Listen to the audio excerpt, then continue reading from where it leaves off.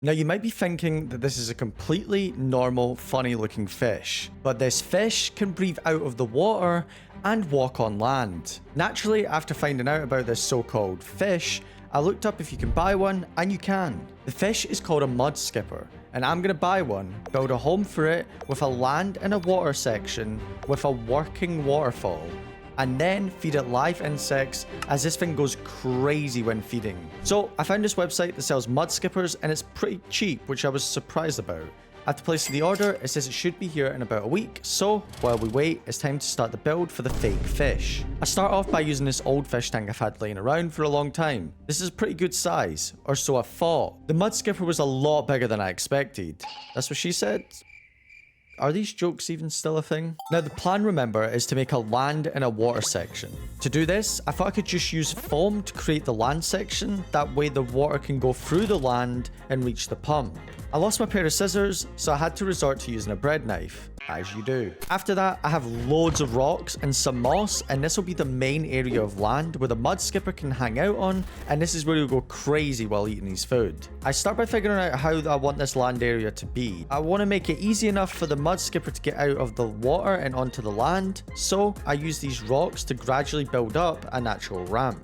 Once I was happy with the placement, I then used expanding foam to keep the rocks in place so that they don't fall over. Now, for the waterfall, I wanted it to look as natural as possible, while also giving the option for the mudskipper to sit in the flow of the waterfall as well. For this, I thought I could use a piece of cork bark, and after trying to figure out the placement, I then foamed it into place. Now, I wanted to add more detail to the scape and also provide many ledges for him to sit on while being in the water. And trust me, later on in the video, he actually uses these branches to destroy the live insects we add later. I then added some more branches around the rocks too. Now, I know this doesn't look great, but honestly, the end result is actually impressive. After that, I had to figure out how to do the waterfall. I got this pump, placed it into the corner of the tank, and then I got some pipe that I had to cut to size so I can get the water from the pump to the waterfall. And yes, I'm using a knife again. Can we all subscribe so I can afford some scissors? Yeah, that'd be great. Yep. Next, it was time to add the actual land to the land area.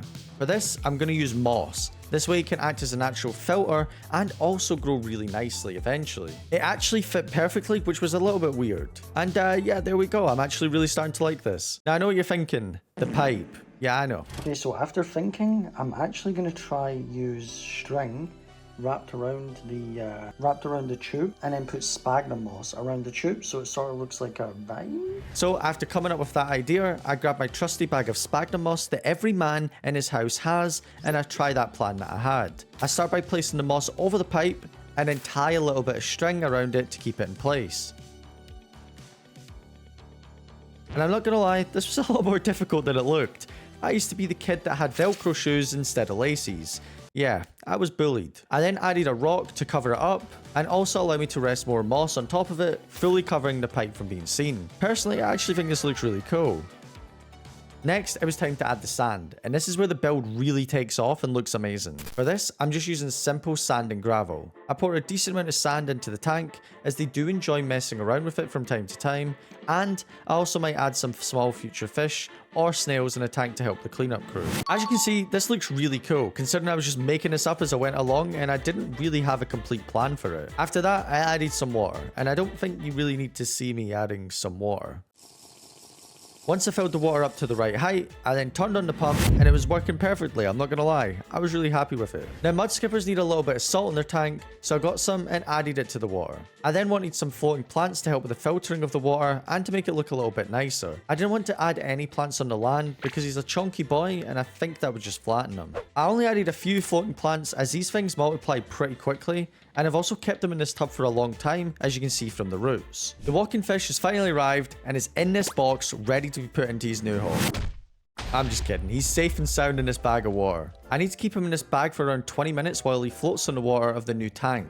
This allows him to fully acclimate to the temperature of the water, and you should do this with all new fish, even if he isn't really a fish. While he's just waiting around in his bag, we should probably come up with a name for him.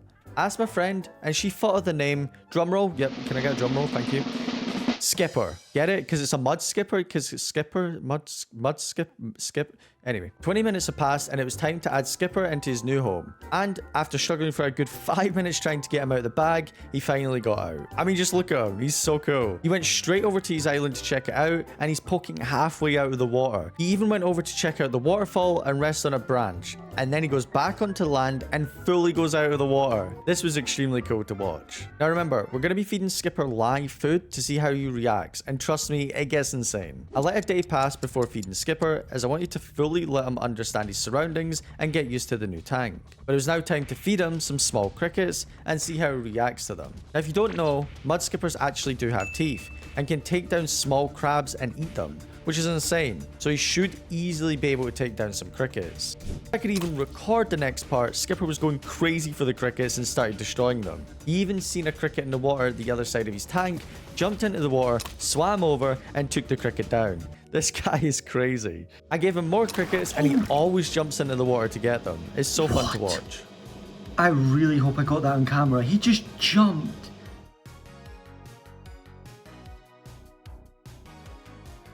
You can see every time I come closer to his tank, he always comes up to me. Does he know he's about to get fed, or is he just excited? I guess we'll never know. Now, I wanted to give Skipper a challenge and see how high he can actually jump for a cricket. We've seen him jump pretty high before, but let's just test him.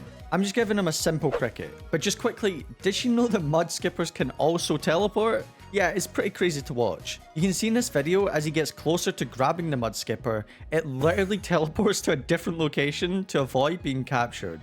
It's insane to watch this happen. Now, you might be wondering how mud skippers breathe out of the water. Mud skippers can trap water in their gill chambers when they emerge from the water. These specifically adapted chambers close tightly to prevent drying, allowing the mud skipper to continue using its gills for gas exchange with the air trapped inside. Mud skippers have another trick up their slimy sleeves, their skin, which means they can absorb oxygen directly through their moist skin and the lining of their mouth and throat. This is similar to how amphibians breathe. And to keep their skin from drying out, mud skippers will often roll around in the mud or the damp areas. Now back to the challenge I've set out Skipper to complete. I'll try him with two different heights. First a smaller height that he's done before, just as a warm up, and then the second one, I'll go a little bit higher. He missed. Oh, he got it. Next, it was time to give him the big challenge, and I'll be very surprised if he can catch this.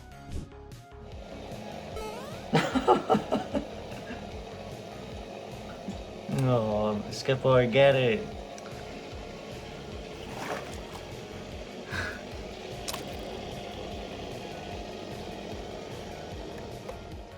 And with that being said, that's my new pet mud skipper. He was a lot more fun than I expected. Let me know what pets I should get next, and YouTube also thinks you'll enjoy this video, so definitely give it a watch.